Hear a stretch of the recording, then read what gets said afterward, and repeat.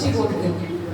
क्या जो भी है, मैंने आप लोगों से हाथ इसलिए उठाया कि आज तो आपने अपनी जेब में टाई ना, अब सच बोल करके कैसा लग रहा है जिन्होंने हाथ उठाया? बुरा लग रहा है क्या? नहीं ना। देखो, झूठ बोलना कमजोरी की निशानी होती है और हमें इस कमजोरी को बाहर निकालना। ऐसा भी क्या जीवन से झूठ के सहारे चलता हो? क्या हम इतनी हिम्मत नहीं कर सकते कि हम सच बोल सके?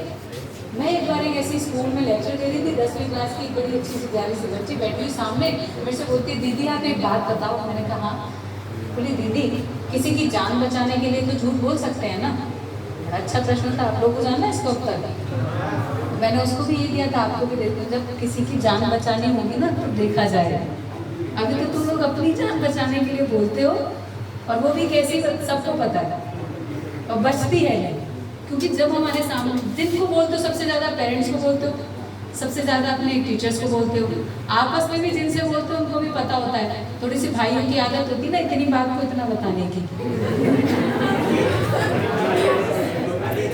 सबकी खबर है।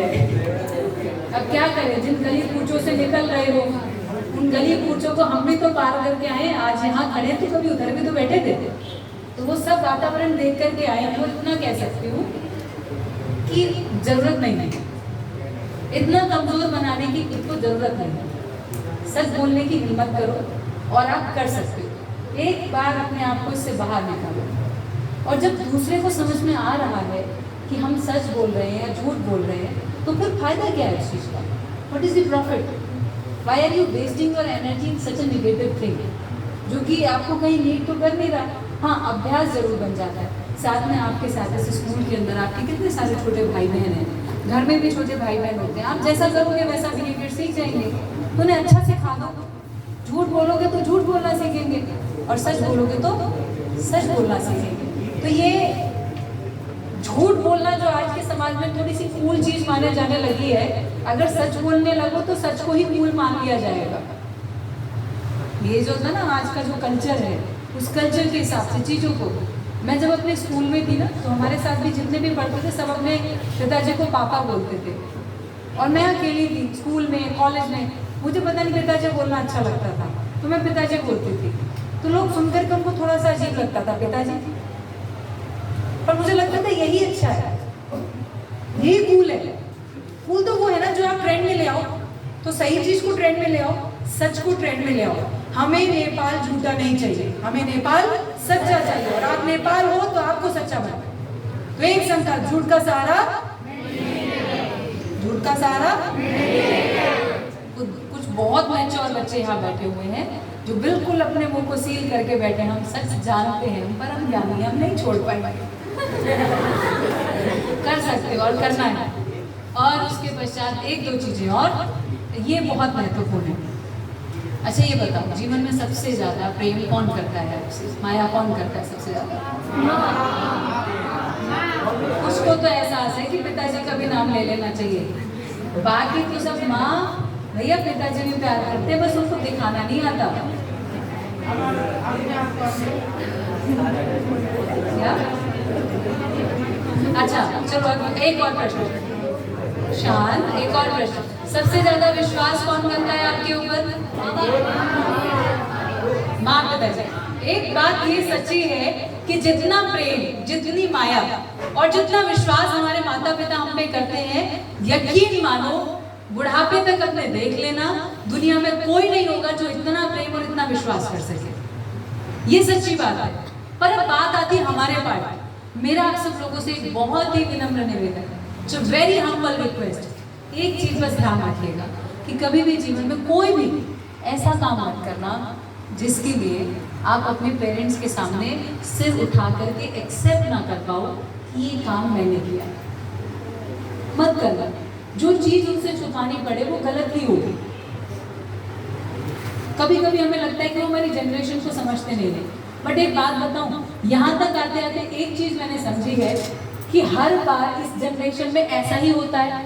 फिर ऐसा होता है कि व्यक्ति मैच्योर होता है तो वो दूसरी तरह से चीजों को समझने लगता है। जब हम दुनिया को देख लेते हैं ना, तब हम चेंज हो जाते हैं। आपकी लाइफ में इस समय जो पॉइंट चल रहा है, एक जोश है, एक क्षमता है, नई दुनिया एक्सप्लोर कर रहे हो, परंतु यकीन मानो एक्सप्लोर कर रहे हो, जान नहीं पाए हो, वो ज्यादा जानते। अगर हमें उनसे झूठ बोलना पड़ रहा है तो क्या मतलब, हम उनसे धोखा ही तो दे रहे हैं। जो चीज नहीं करनी चाहिए वो कर रहे हैं ना। और धोखा किसको दे रहे हैं? जो हमसे सबसे ज्यादा प्यार करता है, जो हम पे सबसे ज्यादा विश्वास करता है। तो फिर हमें जीवन में किसी और को धोखा देने की जरूरत नहीं पड़ेगी। हम सबसे बड़े धोखेबाज हो चुके हैं। जो हम दूसरों से एक्सपेक्ट नहीं करते वो हम खुद कर रहे हैं। तो सोचो, अगर कुछ गलत हुआ है तो आज से उसको छोड़ दो, परंतु आगे से उनको वो कष्ट मत दो जिसकी वो हकदार नहीं है। वो बेटर एक्सपेक्ट करते हैं और वो बेटर उनको मिलना चाहिए। हम लोग एक ऐसी जनरेशन भी कुछ आसपास चली है, कुछ ऐसी थिंकिंग भी कुछ लोगों में फैली है कि माँ बाप ने हमें जन्म दिया है, उनका काम है पालना पोसना, वो चाहे तो उस काम को छोड़ सकते हैं। और बहुत से ऐसे महापुरुष होते हैं जो अपने बच्चों को उठा करके कचरे के डब्बे में फेंक देते हैं। उनका मात्र काम इतना नहीं था कि वो आपको दुनिया में लेकर के आए तो सिर्फ वो पालें। अगर उनका भी था तो ऋण क्यों ले रहे हो? उनका कर्तव्य तो फिर तुम्हारा क्यों नहीं है? अगर ऋण लिया है तो चुकाना भी पड़ेगा। लेकिन ये भी सत्य है कि माता पिता का कभी चुकाया नहीं जा सकता, इसलिए जीवन भर उनके प्रति समर्पित होकर के जीना चाहिए। इसलिए एक चीज, एक निवेदन है, इसमें मेरी बस निवेदन वाली भावना है, उन्हें धोखा मत देना जिनके जीवन की आशा तुमसे है, जिनकी सुबह की शुरुआत तुमसे होती है, जिनकी रात तुमसे होती है, जो दिन भर तुम्हारे लिए खपते हैं, जिन दिन भर तुम्हारे लिए पुरुषार्थ करते हैं, जिनका रोना, जिनका हंसना, जिनका खुश होना, जिनका दुखी होना, जो सारी दुनिया आपको, और फिर जो दुनिया ही हमें धोखा दे दे तो कैसा लगता है? टूट जाते हैं वो, फिर भी आपके सामने अपने दुख को छिपाते हैं, फिर भी अपने आप को प्यार करने से नहीं रोक पाते, तो फायदा नहीं उठाना। माता पिता को कभी धोखा मत देना। और अंत में तीसरी बात, एक चीज जो हम लोगों की लाइफ में इस समय बड़ी एग्रेसिव मोड में हमारे सामने आती है, हमारा गुस्सा। ऐसा सभी लोगों के साथ बड़ी प्रॉब्लम है कि हम लोग अपने गुस्से पे कंट्रोल नहीं कर पाते। आपके साथ नहीं है? किसी के साथ? अच्छा, मेरे पास एक सॉल्यूशन है। मेरे पास एक छोटा सा सॉल्यूशन है। हाथ नीचे करो, शांत रहो। मेरे पास एक मंत्र है और उस मंत्र का पालन करोगे तो मैं गारंटी देती हूँ आप लोगों का गुस्सा कम हो जाएगा। बिलीव मी, क्योंकि मैं ऐसे ही नहीं देखती, मैंने भी उसका ही पालन किया। मुझे भी बहुत आता था गुस्सा, कई चीज़ों पे आता था, और उस गुस्से को मेरी माँ खैर काफ़ी कंट्रोल करवाती थी और हमेशा मुझे समझाती रहती थी। तो मैंने भी अपना गुस्सा बहुत कंट्रोल किया है और अब मैं इस स्टेज में हूँ कि आप लोगों को भी कह रही हूँ कि आप भी कर सकते हो। तो कैसे कंट्रोल करना है? इसके लिए पहले ये समझो कि गुस्सा आता क्यों है। मुझे ना दो कारण समझ में आते हैं। पहला कारण ये कि जब हमसे कोई बात ऐसी कह दी जाए जो हमें अच्छी नहीं लगती तो हमें गुस्सा आ जाता है ना? अभी तो यही होता है सबसे ज़्यादा। माँ पिताजी पढ़ने के लिए कहते हैं तो गुस्सा आ जाता है, खेलने के लिए मना करते हैं तो गुस्सा आ जाता है, हम जो चाहते हैं वो हमें नहीं मिलता तो हम गुस्सा हो जाते हैं, स्कूल में हमारे फ्रेंड्स हमसे कुछ ऐसा कहते हैं तो हम गुस्सा हो जाते हैं। गुस्सा ये ना छोटे छोटे पार्ट है, फिर आगे भविष्य में जब भी बड़ा होता है। एक दूसरा जो रीज़न है वो मुझे ये समझ में आया कि जब हमारे मन के अनुकूल नहीं होता, जो हम चाहते हैं वैसा नहीं हो रहा, हमने मांगा कुछ था हमें मिल कुछ रहा है, हमने कुछ और तरह के कपड़े मांगे थे हमें मिल गया कुछ, हमने बाइक एक तरह की मांगी थी हमारे पिताजी ने दे दी कुछ। ऐसी भी जब परिस्थिति होती है, जब कुछ हम जो चाहते हैं जो हमारे मन के अनुकूल होना चाहिए वो नहीं होता, इन दोनों ही परिस्थितियों में आप भाप सकते हो जैसे वो परिस्थिति आती है, उस परिस्थिति में जैसे ही गुस्सा आना शुरू हो तो इस मंत्र का उच्चारण करना। एंड आई गारंटी यू कि अगर आपने 100% मंत्र का उच्चारण किया तो आप अपने गुस्से को कंट्रोल कर सकते हो। बताओ, पालन करना होगा आपको 100%, ठीक है? चलो ओके, मैं बताता हूँ। जैसे गुस्सा है आपको बोलना है कोई बात नहीं, क्योंकि इसके अलावा अपने पास कोई चारा ही नहीं है। कोई बात है ना? हाँ, कोई बात है, ये बात है। हाँ, आप लोगों ने सुनो, ऐसा तो नहीं सोचा था कि मैं मंत्र के नाम पे ओम क्लीम ह्रीम क्लीम स्वाहा करके मेरे को समझ नहीं आता। मुझे सिर्फ वो बात समझ में आती है जो दिमाग को और दिल को समझ में आता है। समझने वाली बात यह है कि जैसे हम कभी किसी का इंटेंशनली दिल नहीं दुखाना चाहते, परंतु हो जाता है, हमसे मूवमेंट होता है और उस मोमेंट में हम कुछ ऐसा कह जाते हैं जो लोगों का दिल दुखा देते हैं, दूसरा भी नहीं चाहता, दूसरा हमारा मित्र है, हमारा सहयोगी है, मित्र नहीं भी हो तो भी मनुष्य तो है ना। तो अगर उसने कुछ ऐसा कह भी दिया तो यकीन मानो आपको आकर के कुछ नहीं लगने वाला, वो उसी को लगेगा जिसने कहा। तो आपको उसके प्रति दया के भाव रखने चाहिए, आप गुस्सा करने लगते हो। भाइयों के साथ बड़ा होता है इस एज में, थोड़ा शांत रहना, कॉलेज के टाइम में और कंट्रोल करना अपने ऊपर, क्योंकि जब लाइफ में आगे बढ़ोगे तो ऐसे में ऐसा एहसास होगा इसका कुछ फायदा तो था नहीं, कहाँ हमने अपनी इतनी एनर्जी लगाई। दूसरी एक बात, जब हमारे मन के अनुकूल नहीं होता, तो मैं आप लोगों को आज यहाँ बैठे हुए लाइफ की एक प्रैक्टिकल बात और बता देना चाहती हूँ। ये जो है ना दुनिया है, माता पिता की लाइफ में तो आप जितना मन के अनुकूल हो सकता था हो गया, वो हाँ सबसे ज़्यादा होता है, परंतु यकीन मानो 90% ऑफ द टाइम्स जैसा चाहोगे वैसा होगा ही नहीं। तो let's face it, this is the truth, this is the bitter truth, but we have to accept it. तो अपने आप को इतना मजबूत बना लो कि अगर कुछ ऐसा हो भी जाए जो आपने एक्सपेक्ट नहीं किया था तो कई बार चाहिए, कई बार चाहिए, तो कोई बात चाहिए ना, इतना भी बात है,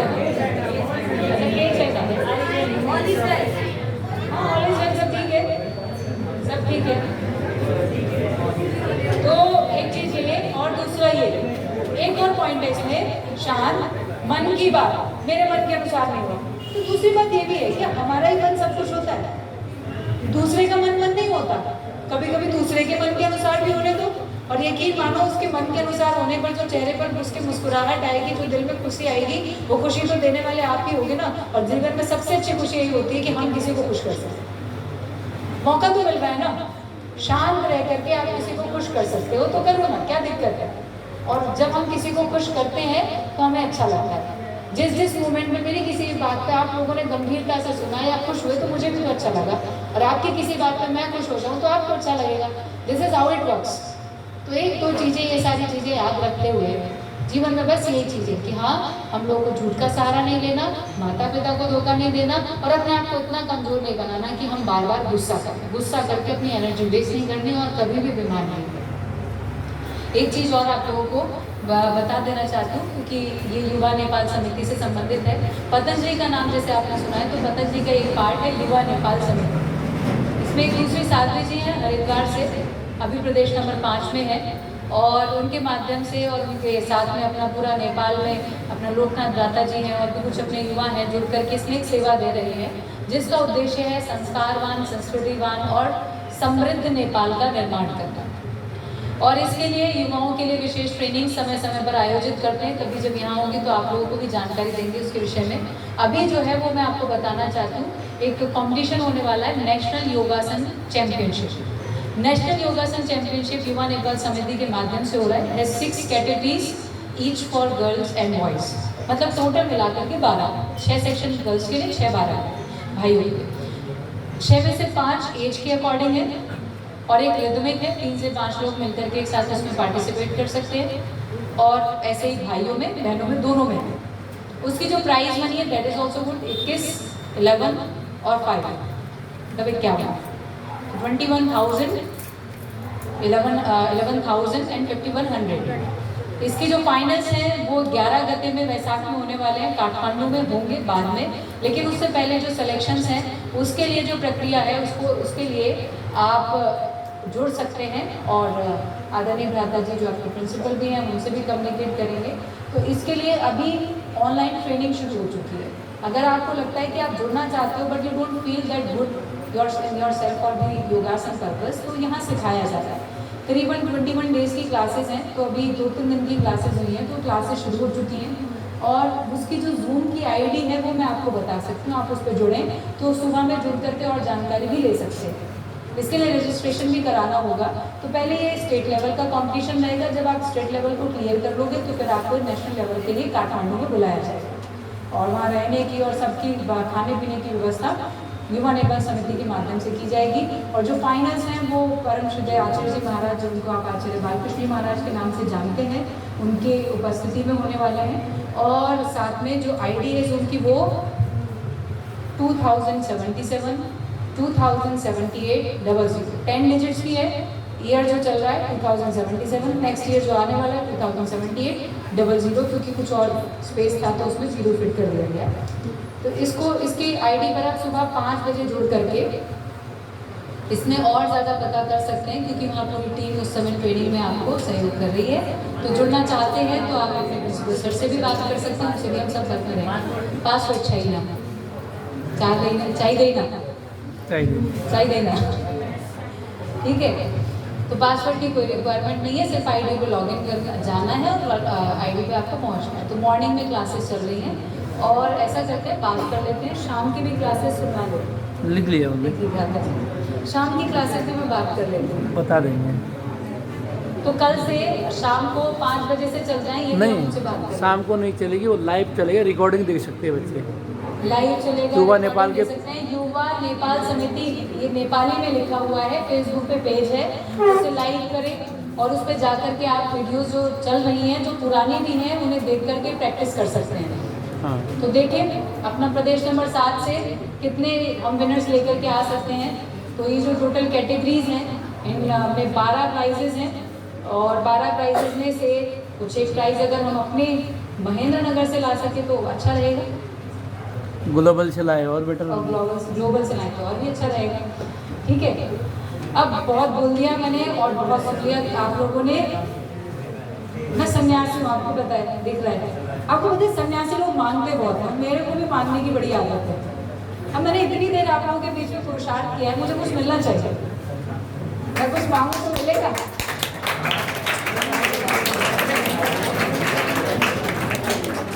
पक्का मिलेगा, खलते में आता है संशय के अंदर, ये पता नहीं आप क्या मांग रहे हो। तो यकीन मानो आप मेरे छोटे भाई बहन हो और मैं आपसे ऐसा कुछ भी नहीं मांगूंगी जो आप दे ना सकें, परंतु मुझे आप लोगों से सच में कुछ चाहिए। मुझे चाहिए वादा, प्रॉमिस करो कभी बीमार नहीं पड़ोगे, क्योंकि हमें एक स्वस्थ नेपाल का निर्माण करना है। वादा करो कि अब क्या करना है। अभी तो मेरा मांगना पूरा नहीं है, तुम लोगों ने आपस की बातें शुरू कर दी। दूसरी भी चीज चाहिए, वादा करो कि झूठ का सहारा लेकर के जीवन में आगे नहीं बढ़ोगे, सच के साथ अपने आप को मजबूत बनाओगे। वादा करो माता पिता को धोखा नहीं देंगे और वादा करो कि हम गुस्सा करके अपनी एनर्जी को वेस्ट नहीं करेंगे, we will utilise it in the best direction possible. करोगे पक्का? आज ऊपर अभी तो संकल्प ले लो, आप वादा करना मुझे चाहिए आप लोगों से। मुट्ठी बंद करो, पहला संकल्प, जितना बीमार पड़ने थे सो बहुत पढ़ लिए, अब पूरी मेहनत करेंगे कि आगे से बीमार नहीं पड़ेंगे। दूसरा संकल्प कि झूठ का सहारा माता पिता को धोखा और साथ में गुस्से से अपनी एनर्जी को वेस्ट नहीं करेंगे। बंद करके मेरे साथ बोलो, ओम तन्वे मनः शिव संकल्पमस्तु, ओम तन्वे मनः शिव संकल्पमस्तु। हमने प्रभु से प्रार्थना की कि हे प्रभु, जब तक जीवन में प्राण है ऐसा सामर्थ्य दीजिए कि मैंने जो संकल्प लिए मैं उन्हें सच में पूरा कर सकूं, क्योंकि संकल्प बड़े हैं और पूरा करने की शक्ति परमात्मा से मिलेगी। जिएंगे तो देश के लिए और मरेंगे तो इसमें भी संशय है क्या? देश के लिए जीना है, देश के लिए मरना है। एक बार पूरे जोश के साथ नेपाल मामा को, नेपाल मामा को और युवा शक्ति की। तो आप सब लोग ऐसे ही हंसते मुस्कुराते रहना, चमकदार मुलाकात होगी।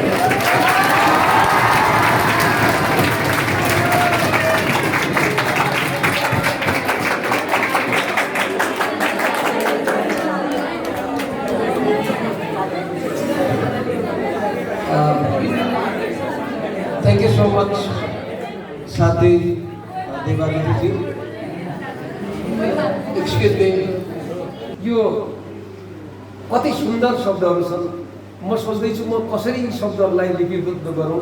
उहाँले सुन्दर शब्दहरूबाट आफ्ना विचारहरूलाई राख्नुभयो। जो काम आफ्नो आमा बुवालाई छुपाउनु पर्छ त्यो काम हामीले कहिल्यै गर्नु हुँदैन रे। आमा बुवालाई छिपाएर लुकाएर गर्नुपर्ने काम किन गर्ने? बडा घतलाग्दो छ। हाम्रो आजको समस्या यही हो भाइ बहिनीहरू, कि हामी त्यस्ता कामहरू प्राय गरिराखेकै छौँ जो हाम्रो आमा बुवाको अगाडि हामीले गर्दा हामी सम्बन्धित हुनुपर्ने अवस्था छ, त्यो काम नगरौँ। कति सुन्दर। अनि मैले धर्म र अधर्मको परिभाषा यति सरल शब्दमा आज सुने। कहिलेकाहीँ धर्म र अधर्मका बारेमा ठुल्ठुला व्याख्यान सुन्दाखेरि पनि छेउनु टुप्पो काहीँ केही नबुझे जस्तो हुन्थ्यो, र यति सरल शब्दमा धर्म र अधर्म के हो मैले पनि बहुत राम्रोसँग बुझेँ। अनि झुटको सहारा के जिन्दगी जिउनु, त्यस्तो पनि के जिन्दगी। त्यसले गर्दा झुटको सहारामा जिन्दगी नजिउँ भन्ने कति सुन्दर शब्द उहाँले आफ्नो कुरा राख्नुभयो। अनि एउटा साह्रै घतलाग्दो कुरा मोबाइल देखाएर उहाँले के भन्नुभयो भने this is for us, we are not for this. हामी यो मोबाइलका लागि होइन, मोबाइल हाम्रो लागि हो र एउटा इन्स्ट्रुमेन्ट हो। म आदरणीय साथीजीको त्यो बायोडाटा हेर्दै थिएँ अघि। उहाँ एमटेक मास्टर इन टेक्नोलोजी गरेको, एउटा स्नातकोत्तर गरेको आदरणीय महिला हुनुहुन्छ। र एमटेक गरिसकेपछि म पनि साइन्सै पढेको हो, एमएससी गरेको हो। उहाँले टेक्नोलोजीमा मास्टर डिग्री गरेको मैले पढेँ। त साइन्स पढेको व्यक्तिहरू जब आध्यात्मिक बन्न गाह्रो छ, किनकि हामी साइन्समा यसरी मैले केमिस्ट्रीबाट रसायनशास्त्रबाट एमएससी गरेको, मलाई त्यो केमिस्ट्रीका ती फर्मुलाहरूमै मेरो धेरै लामो समय बित्यो। मलाई त्यो बाहेक अरू केही चिजको त्यति चिन्तन हुँदैन थियो। र जब साइन्स पढेका व्यक्तिहरू आध्यात्मिक बन्छन् भने उनीहरू त्यो गहिराइसम्म पनि पुग्छन्। यो एउटा लिभिङ इक्जाम्पल पनि हाम्रो अगाडि हुनुहुन्छ उहाँ। अनि यो अहिले जो अन्तमा उहाँले भन्नुभयो, हामीबाट जुन प्रमिस गराउनुभयो, हामीलाई जुन प्रमिस गराउनुभयो त्यो पनि त्यत्तिकै मार्मिक छन्। अनि सबै प्रमिसहरू हाम्रै हितका लागि छन्। र म यसलाई पछि फेसबुकमा पोस्ट गर्छु सबै कुरा। र अब धेरै समय गइसक्यो, भाइ बहिनीहरूको धैर्यता पेसेन्सको लागि हामी आभारी छौँ। आदरणीय साथी देवादितीजीप्रति हामी धेरै आभार व्यक्त गर्न चाहन्छौँ। ग्लोबल एकाडेमी धन्य भएको छ उहाँको उपस्थितिले। आज सम्पूर्ण परिवारको तर्फबाट, ग्लोबल एकाडेमीको परिवारको तर्फबाट उहाँप्रति हामी आभार व्यक्त गर्न चाहन्छौँ। र ग्लोबल एकाडेमीले सानो एउटा सम्झनाको लागि मायाको चिनो प्रदान गर्ने कार्यक्रम राखेको छ। र म यो मायाको चिनो पूज्य साथीजीलाई म प्रदान गर्दैछु। र यो सम्पूर्ण हामी ग्लोबल एकाडेमीका शिक्षक शिक्षिका र भाइ बहिनीहरूको प्रेमको चिनो हो भन्ने रूपमा हामीले लिएका छौँ। र यसलाई ग्रहण गरेर उहाँहरूलाई साथीजीलाई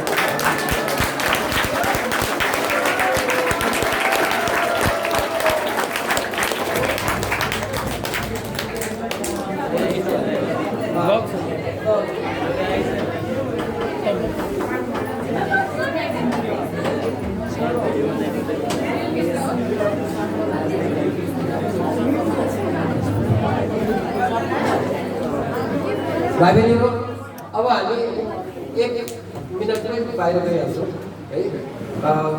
यु have a lot of patience, I salute you. धेरै राम्रो, धेरै राम्रो। सबै भाइ बहिनीहरू एकदम सुन्दर हुनुहुन्छ। हामीले धेरै काम गर्नु छ। अब म फेरि अर्को दिन उहाँले भनेका कुराहरूमै एक दिन 1 घन्टाको क्लास म गर्छु। यसलाई फेरि हामी प्रोग्राम सोधन गरौँला। भाइ बहिनीहरूले पनि बोल्न खोजेको होला। अर्को क्लासमा म तिमीहरूलाई उहाँले भनेका कुरा बोल्न लगाउँछु है। र